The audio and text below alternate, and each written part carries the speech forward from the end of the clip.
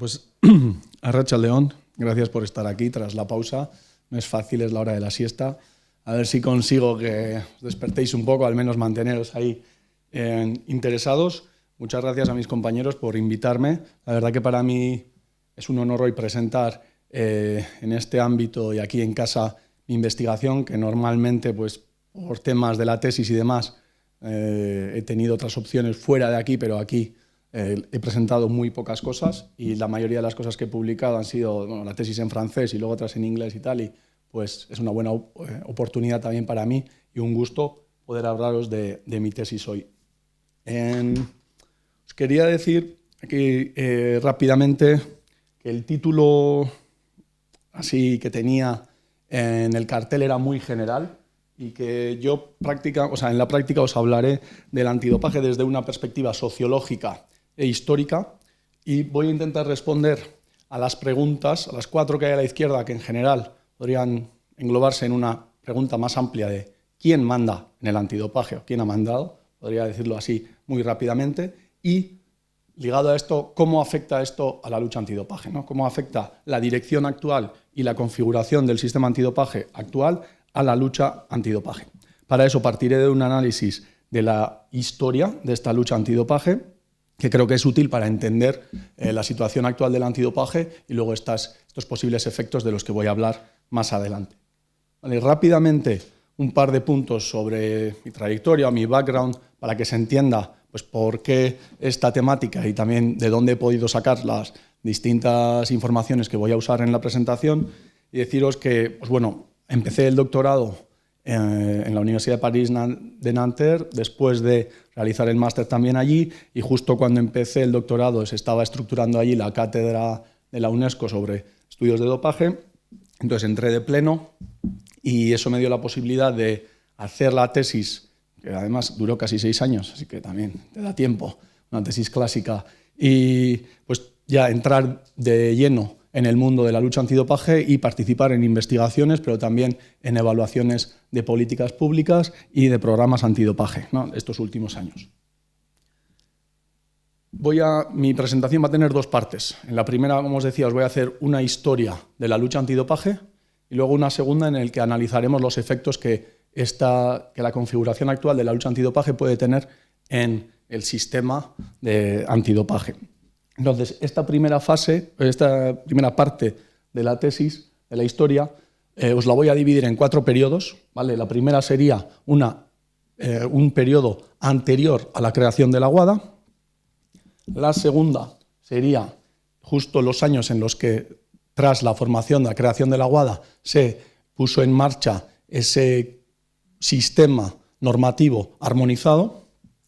Luego, una tercera fase en la que digamos que ya empezó a funcionar ese sistema poco ideal que se venía buscando y con sus herramientas armonizadas, pero un periodo también en el que hubo muchos cambios que cambiaron de nuevo la configuración de este sistema, y una cuarta y última fase que viene hasta nuestros días. Vale, voy a tener que resumir mucho estos pasajes, por lo que, bueno, si no, luego más tarde, si tenéis alguna pregunta o tal, bueno, voy a obviar bastantes detalles.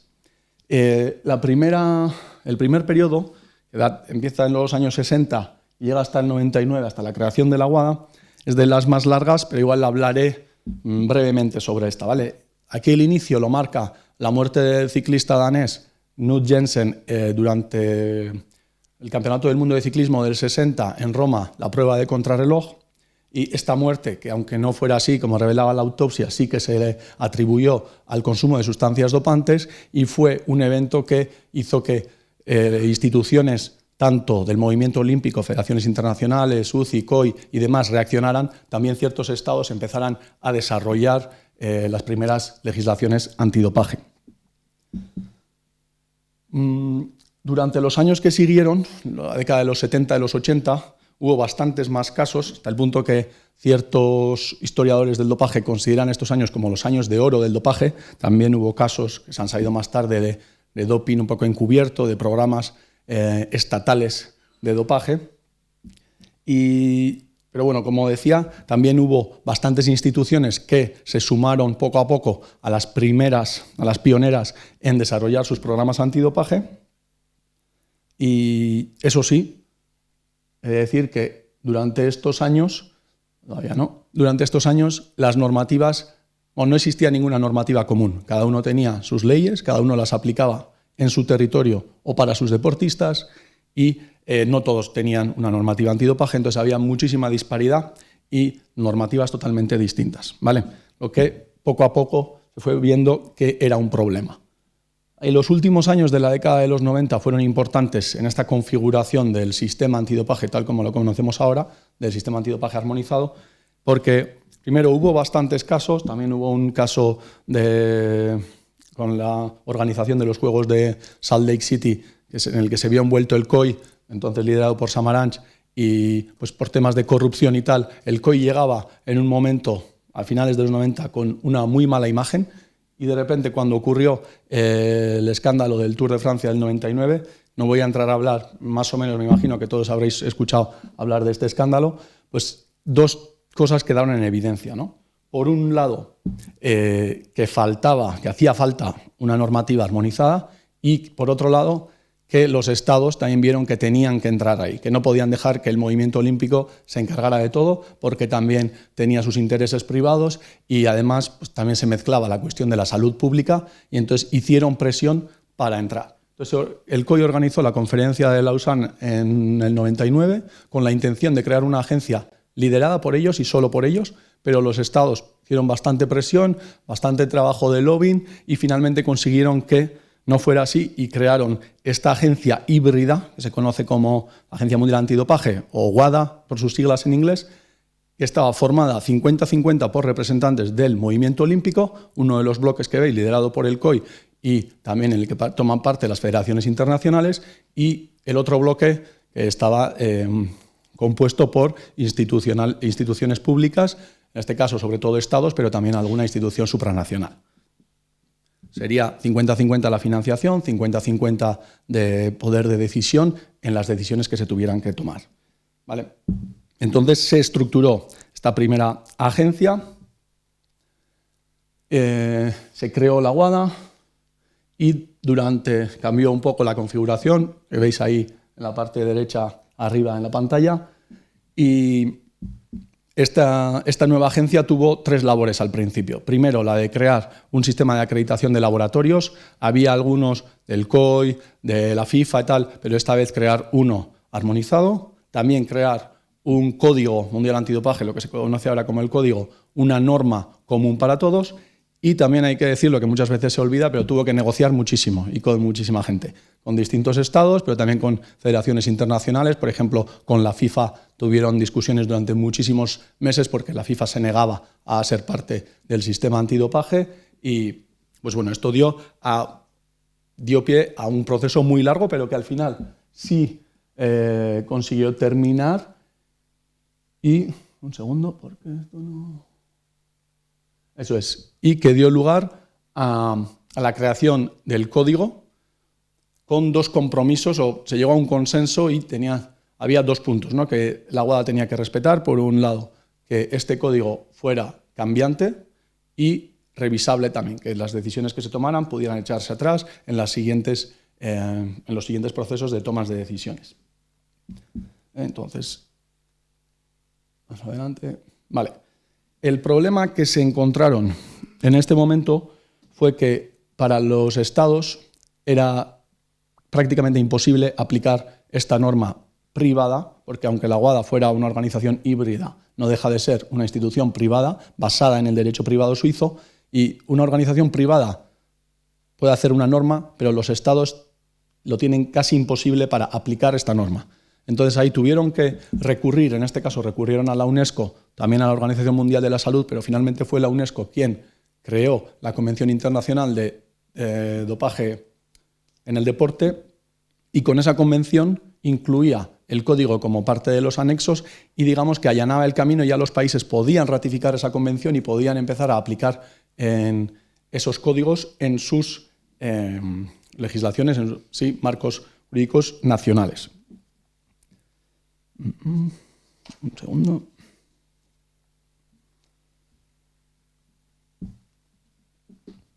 Entonces, en este momento, digamos que ya se consiguió una situación que se podría considerar como ideal cuando empezaron estas negociaciones ya a finales de los 90. Había una agencia híbrida en la que tenían paridad de poder de decisión tanto las instituciones públicas como el movimiento olímpico, con las herramientas normativas suficientes para poner en marcha un sistema armonizado y pues con ayuda, bueno, y para ello con la ayuda de la UNESCO, ¿no? Un poco así de asistente.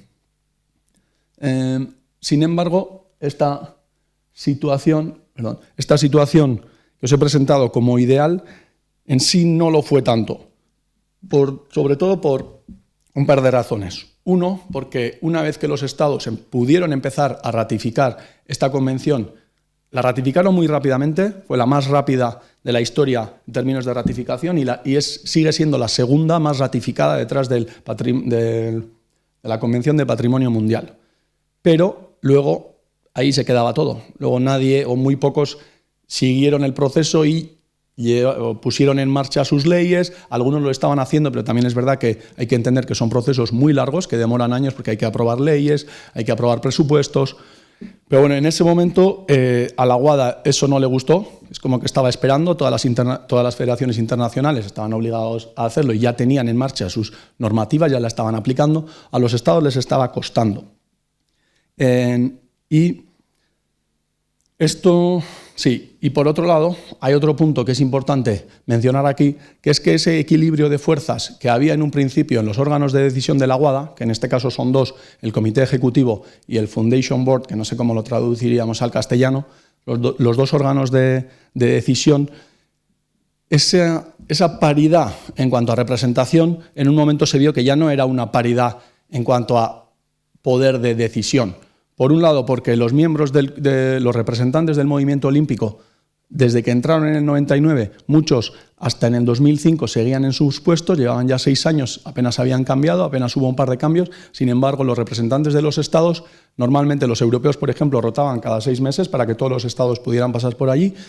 Los americanos no cada 6 meses, pero también rotaban. Lo mismo los asiáticos, todos tenían sistemas de rotación porque finalmente eran un poco procesos democráticos, ¿no? Entonces lo que ocurría es que esos representantes difícilmente podían entender todo lo que conllevaba el antidopaje y difícilmente podían hacer o tomar decisiones poco ya bien deliberadas o bien informadas. Entonces hay esos dos puntos que rompieron, digamos, esa situación ideal. Y también he de decir que no veo muy bien la pantalla, pero sí estoy en la buena diapositiva, son todas muy parecidas y vale, igual. Y entonces también he de mencionar que en el 2001 se creó un grupo de redacción de las normas antidopaje y ese grupo, pues poco a poco fue cogiendo cada vez más independencia, se creó independiente en nombre de la tecnicidad, de la efectividad, porque era un dossier muy técnico, pero en un momento como que ya fue evolucionando por su manera y también con cierta opacidad, ¿no? Que al comité ejecutivo que tenía que supervisarlo, pues también se le escapaban ciertas decisiones que se tomaban y simplemente podían votar si sí o si no esta versión o podían sugerir ciertos cambios. Y también en esos años el proceso de consulta que se hacía luego con los signatarios, porque luego se hacía un proceso de consulta de la norma con todos los firmantes, no solo los que estuvieran en ese momento representados dentro de la WADA, pues ese proceso también, digamos que adquirió una naturaleza poco solamente de consulta, que un par de investigadores que han estudiado el tema tratan un poco de consulta simbólica, que de verdad no tiene mucho poder. Os consultamos, así todos opináis, luego yo lo que haga con esas opiniones es lo que voy a hacer yo y ya hemos tenido un proceso democrático y con un compromiso mínimo por parte de la institución, ¿no? Esto alteró notablemente el proceso de toma de decisiones, como decía, y ¿qué ocurrió? Que, como decíamos, como la WADA quería que los países actuaran, pues decidió poner en marcha en la segunda versión del código que se iba a aprobar, decidió integrar un código disciplinario, un marco de sanciones para los estados. La WADA obviamente no tenía poder para hacerlo, tampoco lo podría hacer con este marco, pero el COI sí podría hacerlo, podría prohibir a un país la participación en unos Juegos Olímpicos, por ejemplo, o si estaba participando Madrid en la organización de los Juegos Olímpicos, pues podría decirles, vosotros no, porque no cumplís con las normas antidopaje.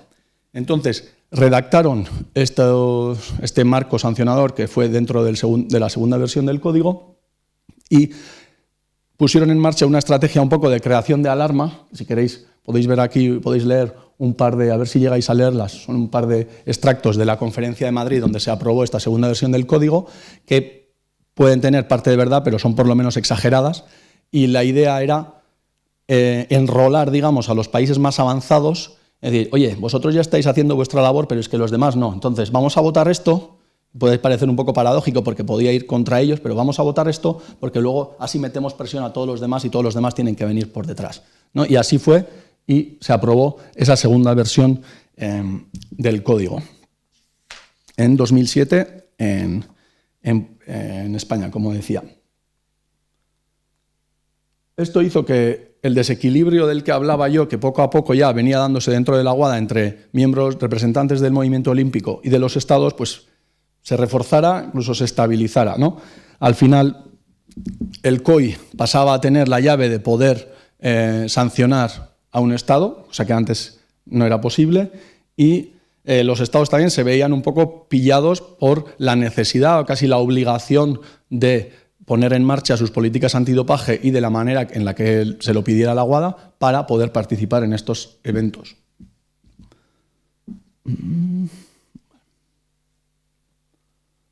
Vale, creo que no me olvido nada. Entonces,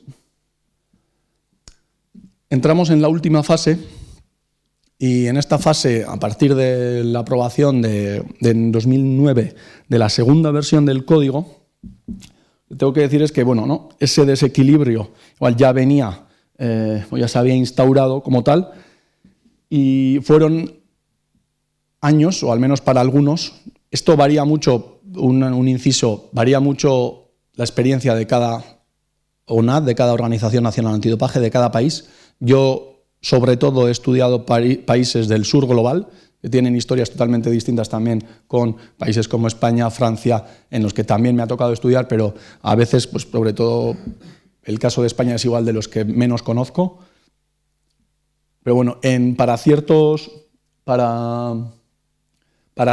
países se convirtió en una política un poco, ¿no?, del miedo, como decían algunos de ellos, de tener que agradar a la WADA, tener que medir muy bien cada paso que daban en términos de antidopaje, porque pues, algo que se hiciera y que no gustara a la WADA podía acarrear sanciones graves, ¿no? Antes hablamos un poco en la comida que no hubo muchos casos de sanciones, de hecho, bastantes pocos países fueron declarados no conformes y sancionados.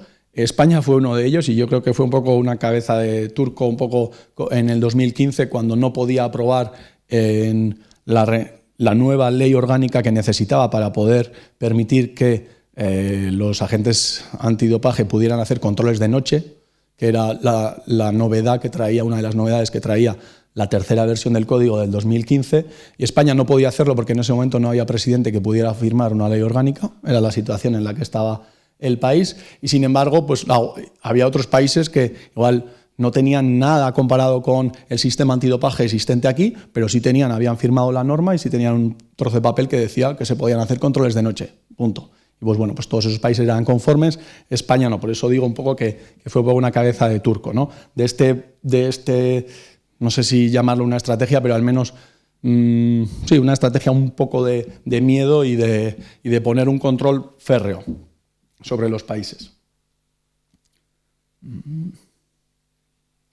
Vale, y en esta situación llegó el escándalo de Rusia.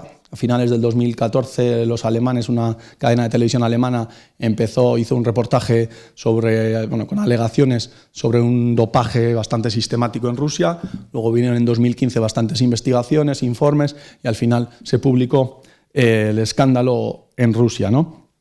Y he de decir que hubo en este momento, por primera vez, críticas muy, muy, muy duras contra la WADA. También tiene lógica, obviamente, porque la WADA había acreditado ese laboratorio en el que se hacía pues, todo tipo de trucos para evadir el sistema o para trampearlo estaba considerado por la WADA como uno de los mejores laboratorios de su sistema antidopaje. La RUSADA, la agencia antidopaje de la Rusia, también estaba acreditada, conforme. En principio se hacía todo bien y pues delante de sus narices tenían un sistema doble, paralelo, totalmente cubierto, que, de no ser por la cadena alemana, no sabíamos si se hubiera descubierto o no. Entonces, pues, WADA recibió muchísimas críticas. También se mezclaba aquí un poco de geopolítica, porque pues, si acertáis quién fue el más crítico de todos, pues obviamente fueron los Estados Unidos, porque enfrente tenían a Rusia, y con los Estados Unidos también ciertos países europeos, anglosajones, sobre todo noreuropeos y anglosajones, un poco el occidente, digamos, el bloque occidental. Y bueno, y la WADA, por su parte, se metió en un proceso de renovar su marco sancionador. En este caso no renovó el código que venía de ser aprobado, porque esto empezaron en el 2016, con la creación del SIX, que era un estándar internacional, otro tipo de norma, pero también de obligado cumplimiento, digámoslo así, en el que ya se incluían otro tipo de sanciones, como por ejemplo las multas contra un Estado, y que la WADA podría aplicar directamente, sin necesidad de pasar por el COI o apoyarse en el COI. Yo creo que aquí también, o sea, era una manera de defenderse ellos mismos de las duras críticas que habían conocido, y pues bueno, ellos hicieron sus propuestas también de sanción, y por primera vez, como decía, salieron estas críticas, que algunas de ellas bastante formales, como la Declaración de Copenhague, en la que era la primera vez que 17 países firmaban un comunicado contra la WADA, y no solo contra la gestión un poco, ¿cómo se dice? Malgutasun o biguntasun, flexibilidad, bueno, no, que habían sido un poco blandos contra Rusia. Empezaron con eso, pero ya aquí con tema de las reformas ya fueron más allá y criticaron también por primera vez la falta de opacidad de los procesos de toma de decisión en el seno de la WADA, la falta de la consideración, por ejemplo, de la opinión de los atletas, que también ellos, por su parte, fue un poco la primera vez que se sumaron a esas críticas, y hubo un par de sindicatos de atletas o asociaciones que también pues criticaron esta acción, ¿no? Aprovecharon este momento para criticarla. Y luego, digamos que se calmaron bastante los países todos menos Estados Unidos, que en un momento amenazó con retirar su financiamiento a la WADA, y luego, aunque se echó para atrás, finalmente aprobó esta Rodchenkov Act, una ley propia que pues, por ahora no se ha aplicado, pero que podría aplicarse con gente de otros países, un poco su manera de hacer, no sé, democracia o lo que ellos consideren. Y el último en sumarse un poco a esta crítica ha sido la UNESCO, que durante años pues, no se había involucrado demasiado en el tema de antidopaje, pero que en este momento sí que, digamos, que se ha despertado un poco, y desde hace un par de años está intentando buscar la manera de volver a entrar y de volver a, digamos, ganar un poco de nuevo el terreno a la WADA en cuestión de control de los estados, diciendo, oye, aquí si alguien tiene que controlar a los estados soy yo como instancia supranacional y democrática, y no tú como organismo privado. Pero bueno, por ahora lo tiene bastante difícil, porque pues, también la WADA tiene buena reputación, aunque haya habido estas críticas en general por la labor que se ha realizado, y la mayoría de los países, y sobre todo la gente que trabaja en las agencias nacionales antidopaje, o sea, está a favor y van a tope, ¿no? Pero bueno, la UNESCO también es interesante decir que se ha metido aquí en el ajo. Bueno, diciendo esto, voy a terminar esta primera parte de historia, que espero que más o menos haya quedado clara. Luego, si queréis, podemos venir a alguno de los puntos, pero ahora voy a intentar explicar para mí cuáles son las consecuencias más importantes, no son las únicas, pero para mí las más importantes de esta evolución histórica de la lucha antidopaje y de esta configuración actual que tenemos, ¿no? Que es al final lo que igual más nos puede interesar en esta sala. Primero, hay que decir que comparando con épocas anteriores a la WADA, la armonización es muchísimo mayor. El trabajo antidopaje que se hace, la calidad con la que se hace ese trabajo antidopaje es incomparable con lo que venía siendo la labor antidopaje antes de la WADA o los primeros años de la WADA. Eso hay que decirlo y muy claro, y creo que nadie lo discutiría. También creo que hay que decir que a partir del 2009 ya existe cierta presión para los estados y para los signatarios, que también incluyen las federaciones internacionales, pero esa presión hace que por primera vez, antes os ponía en una diapositiva, no lo he mencionado, pero ciertas razones que podían tener los países en los años 80 o 70, principios de los 90, para poner en marcha una ley antidopaje, podía ser porque querían ganar o querían participar, bueno, querían organizar un evento grande y estaban negociando con la UCI, por ejemplo, como fue el caso de Colombia, para llevarse el Mundial de Ciclismo del 95 a Colombia. Pues oye, yo te pongo un laboratorio antidopaje, una agencia antidopaje, y tú me das los juegos, hacemos los análisis aquí.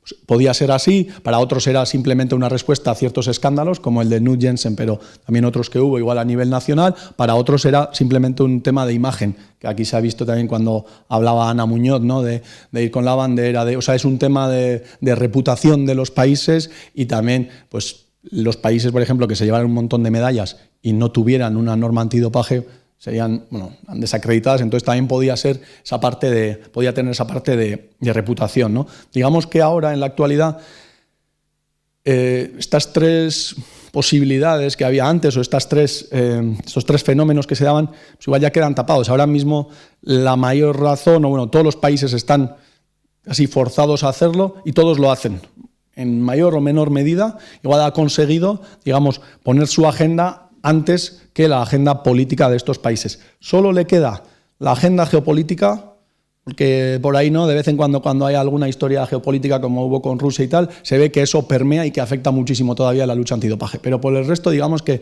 ya ha conseguido esa legitimidad y ha conseguido, ¿no?, su lugar. ¿Qué más iba a decir? Para que no me líe. Otro punto muy importante es que tiene ahora mismo una normativa muy exigente, y cada vez más exigente, porque cada vez van añadiendo nuevos estándares internacionales, nuevas partes, nuevos artículos a las normas que tenían. Y aunque normalmente a los países igual, sobre todo el norte global, es un trabajo difícil de hacer, llevar todo esto al día, pero se puede hacer. Para otros países casi es imposible en la práctica. O lo hacen de aquellas maneras, o se hace un poco pues como se hace. Pero primero porque en muchos países igual no existe siquiera el conocimiento técnico ni la experiencia para poner en marcha algunas de las normas que exige la WADA, ¿no? Y para otros porque también por temas presupuestarios, o sea, tiene un coste muy elevado. Hacer controles cuesta muchísimo, pero ya hay que mantener a bastante personal. Por ejemplo, a mí me contaban en Colombia que empezaron en el 90 al final en el 95 con 2 personas, y cuando fui en 2017 tenían ya casi 20 en nómina. En Sudáfrica en el 2000 tenían a 2 también, y cuando llegué yo tenían a 18 personas. Y, o sea, ha cambiado mucho también la exigencia, y el trabajo que tienen que hacer las agencias antidopaje nacionales es totalmente distinta, ¿vale? Mucho más exigente. Y también he dicho que han puesto normas cada vez más exigentes, pero también son cada vez más precisas, y hay que decir que para todos los países, para todas las situaciones, existe una norma, una solución única, igual, con muy poca flexibilidad. Y yo creo que aquí esto no es adecuado. Esta es uno de los primeros puntos sobre el que quiero recaer, porque una solución a talla única para todos los países, para mí, no es correcto. También igual porque he visto situaciones muy distintas en los países que he visitado, pero igual en Europa las situaciones son bastante más parecidas. Pero creo que tiene que haber un mínimo de adaptabilidad, sobre todo en temas como la prevención y la educación, porque no va a ser lo mismo lo que nos presentaba Elena y las ideas que puedan tener o las convicciones que puedan tener los atletas en España o en Madrid con las que puedan tener en Kenia o los que pueden tener no sé dónde, ¿no? Por poner un ejemplo, simplemente. Y bueno, por ejemplo, os quería poner un ejemplo, Moldavia. Igual no nos dice mucho Moldavia, país que está conforme 100%, pues es el mayor productor de anabolizantes y el que tiene mayores fábricas clandestinas en Europa. El que produce, no sé si era el 90 y tantos % de los productos ilegales que se venden en Europa. Tienen ese problema en casa, pero bueno, ellos en vez de hacer frente a eso, ellos aplican la norma antidopaje y son conformes. Igual, lo que hablo yo de tener un poco de adaptabilidad y de buscar un poco soluciones personalizadas, en cierta parte, no digo que haya que cambiar la norma, no digo que haya que adaptar una lista de productos, de sustancias prohibidas a cada país, no, pero por ejemplo en tema de control de fronteras, en tema de control de producción de estas sustancias, pues por ejemplo, si la exigencia para Moldavia fuera ir contra eso, controlar esto, ganaría toda Europa, ¿no? Y ya no, pero bueno, es una cuestión también para los países de ser conforme para poder participar en las competiciones. Entonces, oye, yo hago lo que me digan y listo. Luego voy a venir sobre ese punto, que es el último que tengo ahí en pantalla. También os quería decir que el speech del que hemos hablado, de que los positivos son negativos, ¿no? Que al final, sale un positivo y, qué bajón. Pues yo creo que eso también, eso al final mina también la lucha antidopaje, porque quieras o no, ¿a qué quieres jugar? Todos aceptamos aquí que hay dopaje en este país, en todos de los que tenemos conocimiento en el deporte, que hay dopaje en general y que hay que hacer una labor antidopaje. Muy bien. Eso sí, queremos hacer una labor antidopaje, pero que no haya positivos. Porque si hay positivos, a ver si vamos a tener un problema. No, si estamos aceptando que hay un problema, porque si no, no vamos a actuar. Entonces, si vamos a hacer una actividad antidopaje, hagámosla para que haya positivos, para buscar esos positivos, porque si no, yo como posible, director de una agencia diría, oye, voy a hacer la actividad antidopaje, pero mira, la WADA me pide esto. ¿Cómo puedo hacer esto para que no salte ninguna alarma aquí? Y oye, esto sigue su curso, yo no voy a mirar, que no es el caso, por ejemplo, que ellos nos explicaban, ¿no? Que se han metido con fisicoculturismo, otros ámbitos en los que puede haber esos problemas. Bueno, pues igual también estás llamando la atención a WADA. Oye, estos vascos que hay que tienen no sé cuántos casos de dopaje, ¿qué es? ¿Que tienen un país totalmente dopado? No, igual están haciendo las cosas bien, igual es que están dándole una vuelta, ¿no? A esa cuestión. Pues yo creo que este tema también es un punto negativo del sistema actual, ¿no? Y he de decir que aquí quiero hacer una distinción entre los políticos que se encargan de la lucha antidopaje, que normalmente se encargan de la aprobación de leyes, o alguno puede estar en la cabeza, la dirección de las agencias nacionales antidopaje, y los trabajadores, y los agentes de control, y la gente que se mueve, los agentes de prevención y demás, la gente que se mueve en el mundo, en el mundillo ese y que trabaja para ello, ¿no? Para mí esos segundos, lo hacen en su mayor parte por vocación, son militantes, activistas, llamémoslo como queramos, y yo, no tanto aquí, pero en Colombia, en Argelia, en Sudáfrica, yo aquí vi que muchos me decían que estaban muy cansados, que la WADA no les escuchaba, que tenían unas necesidades totalmente distintas de lo que se les pedía, ¿no? Ellos decían, yo en mi país es que no necesito hacer esta actividad, yo no necesito hacer 500 controles al año, si es que yo lo que necesito es ir a formar esto, si no tengo 500 deportistas de alto rendimiento, no sé cómo decir, ¿no? Si yo mando 3 a las Olimpiadas, yo quiero poder hacer mis acciones de prevención, poder formar a la gente, poder investigar, por ejemplo, ¿no?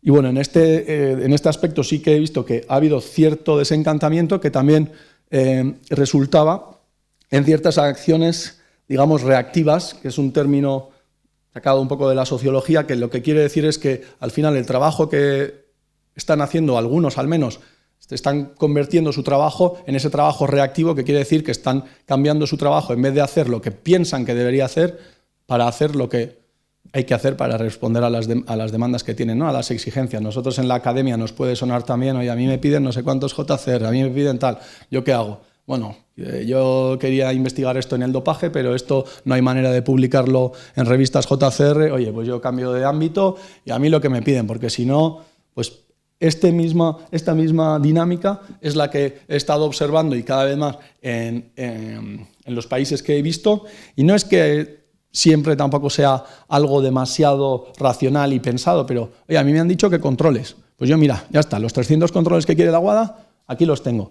No me preguntes ni cómo los he hecho, ni dónde los he hecho, tal, pero aquí tienes tus 300 controles.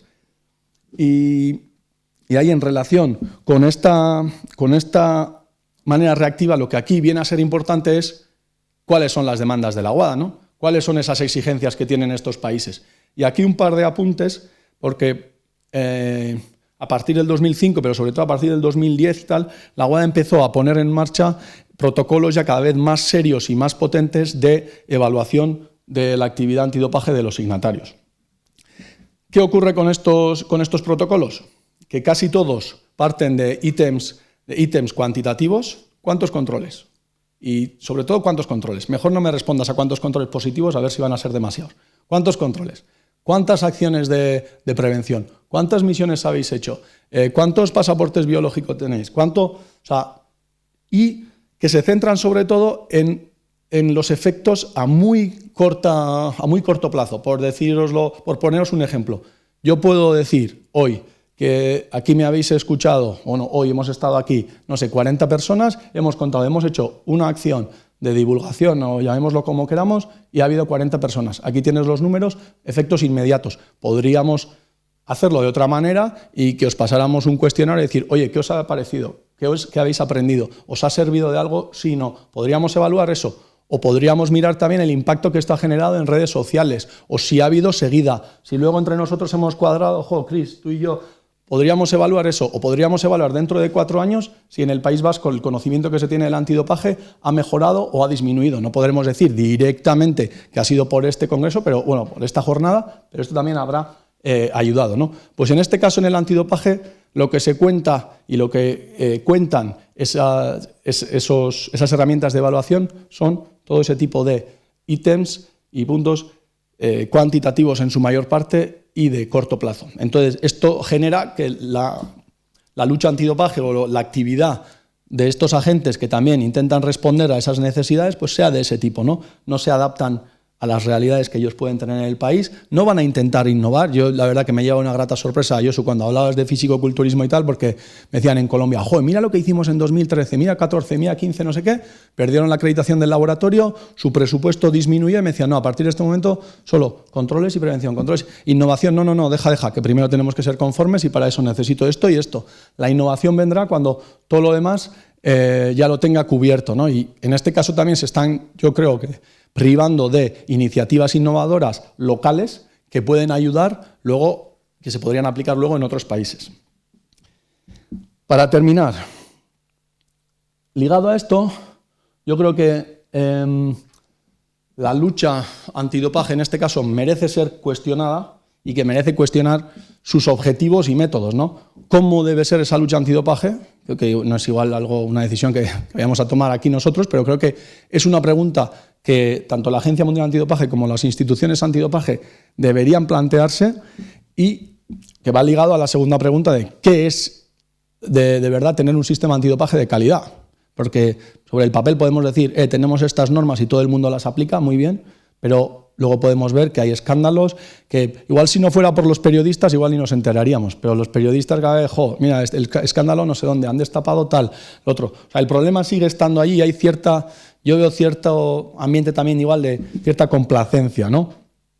Y segundo, creo que en esta presentación, no sé si he conseguido hacerlo, pero quería un poco poner el foco en esa relación público-privada que creo que también merece ser cuestionada, ¿no? Está muy lejos del ideal con el que se creó y ese ideal de agencia híbrida, igualdad o paridad de poder en la toma de decisiones. La realidad es que no es así en este momento y yo creo que es hora también de que los Estados se planteen cómo pueden cambiar esto, cómo pueden recuperar ciertas competencias que han perdido, cierto poder de decisión que han perdido, cómo democratizar, digamos, estas instituciones, porque al final no hay que olvidar que la parte privada también responde a sus propios intereses privados, ¿no? Entonces, como decían algunos, como anuncian ya algunos sociólogos, pero ya en el 2010, o se puede dar o se han dado casos en los que los intereses privados al final han forzado o han influido en la actividad de las instituciones públicas. Y creo que esto es todo. Y bueno, solamente ligado a esto, pues creo que las líneas futuras o los retos un poco en el ámbito en el que me muevo yo son estos, ¿no? Lo que preguntaba, plantear de verdad qué tipo de sistema antidopaje se quiere para un futuro creo que hay que responder a esa pregunta de cómo conseguir un sistema al mismo tiempo unificado, pero que permita cierta adaptabilidad y que tome en cuenta las particularidades locales, y también un sistema en el que se pueda limitar o controlar esa influencia de lo privado sobre las instituciones públicas. Así que con esto termino y eskerrik asko.